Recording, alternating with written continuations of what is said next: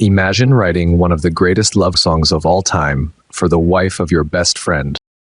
Story behind Layla and the love triangle that fueled one of the most iconic tracks of the 20th century, a story of obsession, betrayal, and devotion.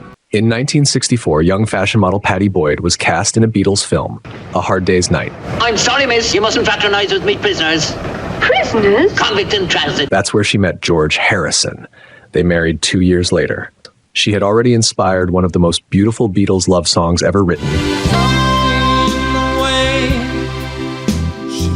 Something. At first, George played coy. He once said, "Everybody assumed it was about Pattie, but actually I was just thinking about something." But years later, he admitted the truth. What inspired Something? Maybe Pattie, probably. Really? I think I wrote it at the time when we were making the last double album. And it's just the first line, something in the way she moved, which has been in millions of songs. It's not a special thing, but it just seemed quite apt. Pattie herself confirmed it in an interview. George came back from the studio one day and he played something for me. And he said, "We've just recorded this. I wrote it for you. And it's going to be on the single." I said, "Oh my God, this is so exciting. I can't believe it." And so I listened it and listened and listened to it. And it was just the most beautiful song. And, I just thought it was fantastic. And I was deeply honored that he had written that for me. But behind the scenes, things weren't perfect. George had grown distant, diving into Eastern spirituality and music. A few years after that, George introduced Pattie to his close friend, a rising blues guitarist named Eric Clapton. At first, Clapton and Harrison were inseparable, writing music, jamming together, and even trading solos. That unforgettable guitar on While My Guitar Gently Weeps, that's Clapton. I was driving into London with Eric, and I said, "Hey, what are you doing? Why don't you come to the studio and play on this song for me?" And he says, "Oh no, I can't do that. Nobody's ever played on a Beatles record, and the others wouldn't like that." And I said, "Yeah, it's nothing to do with them. It's my song." And so we came. Yeah, and we did While My Guitar Gently Weeps. But behind the scenes, something dangerous was building.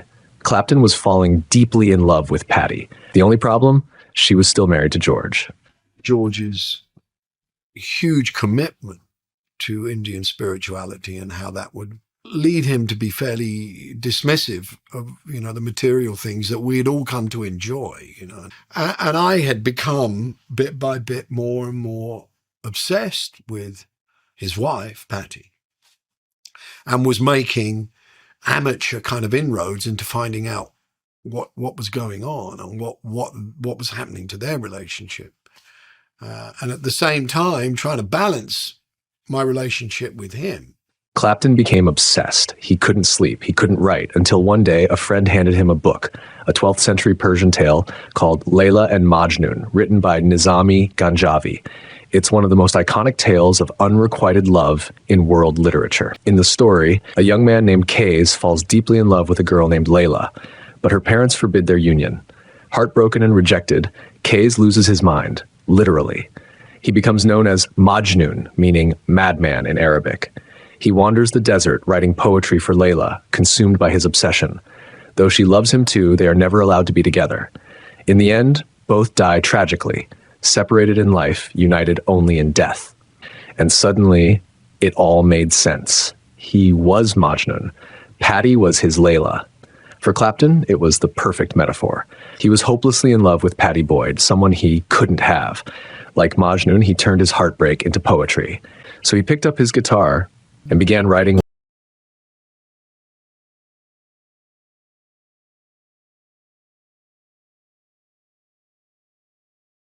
Bring it to life, Clapton formed a new band. One of the finest musical groups in the world. Welcome Bobby Whitlock, Jim Gordon, Carl Radle, and Eric Clapton. Derek and the Dominoes. Derek and the Dominoes.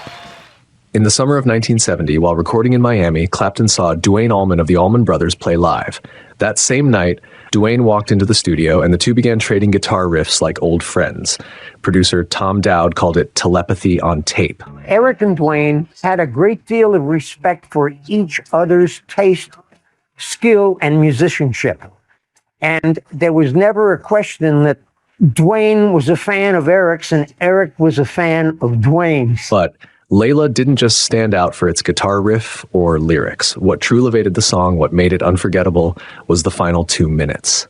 That haunting piano coda. A moment of beauty so pure, even director Martin Scorsese used it to close his classic film Goodfellas. The piano part is credited to Jim Gordon, the band's drummer. Jim Gordon was one of the greatest session drummers of his era. But behind the talent was a man battling undiagnosed schizophrenia. Over the years, he struggled with addiction, paranoia, and increasingly violent behavior. In 1983, Gordon murdered his own mother. He claimed the voices in his head told him to do it. He was sentenced to life in prison, where he remained until his death in 2023. He was 77. According to multiple sources, including Gordon's bandmate Bobby Whitlock and singer Rita Coolidge herself, the melody wasn't entirely his. It was allegedly lifted from a song Jim and Rita had written together called Time.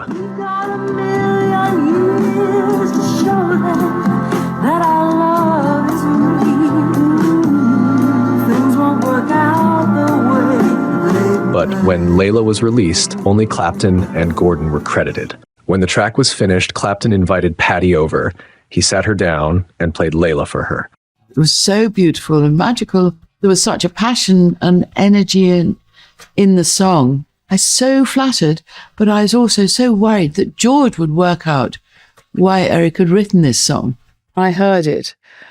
I felt that I was being pushed into leaving George and being with him. And I wasn't sure how I felt about it. But it's a beautiful song. It was a musical cry of obsession. Patty listened. She was moved, but she didn't leave George. Clapton was crushed. The song appeared on the album Layla and Other Assorted Love Songs by Derek and the Dominoes. So despite its emotional power and legendary guitar work, the album was a commercial disappointment at the time. It didn't chart high, and Layla initially failed to break through in the US or the UK charts. Part of the problem? The band was new and relatively unknown. The song was over 7 minutes long, too long for radio. And Clapton didn't even put his name on the album cover. He wanted it to be about the music, not the fame. Eventually, Patty did leave George. When we finally did start to act it out, I went to George right away and said, look, I think this is going to happen. And I think, it is already, there's the feelings there. And I have to know what you feel about that. Or, if you want, if it's almost like, well, if you want me to stop or go away, I will, but I need to know what. And he was very kind of cavalier. He said, well, take her, she's yours, kind of thing. But in fact, can I have that? We'll swap, But and to be honest, it had kind of almost got to that before anyway. There was a lot of kind of swapping going on, a lot of fooling around. And this is, 60s free love stuff. And George's attitude seemed to have more wisdom in it than anyone else's, in that this is all material, it's all Maya, it's all irrelevant to the bigger picture. It doesn't really matter, in other words. But Layla wasn't finished. More than 2 decades later, in 1992, Clapton did something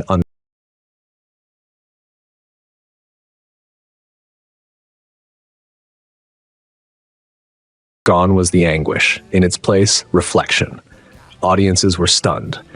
The performance helped Clapton reach a whole new generation of listeners, and it was a massive success. The Unplugged album went on to sell over 26 million copies, winning 6 Grammy Awards, including Album of the Year. It became one of the best-selling live albums of all time. Decades later, a young boy in England sat on his couch watching TV. It was the Queen's Golden Jubilee in 2002. I was watching the Queen's Jubilee when I was 11, and he came on and played the first, and I was like, whoa, what the hell is that?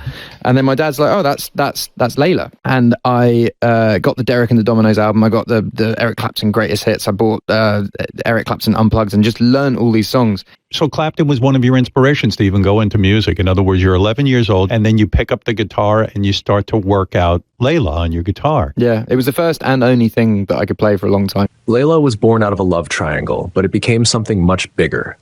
A song that captured the ache of wanting something you can't have and still echoes through every generation that comes after.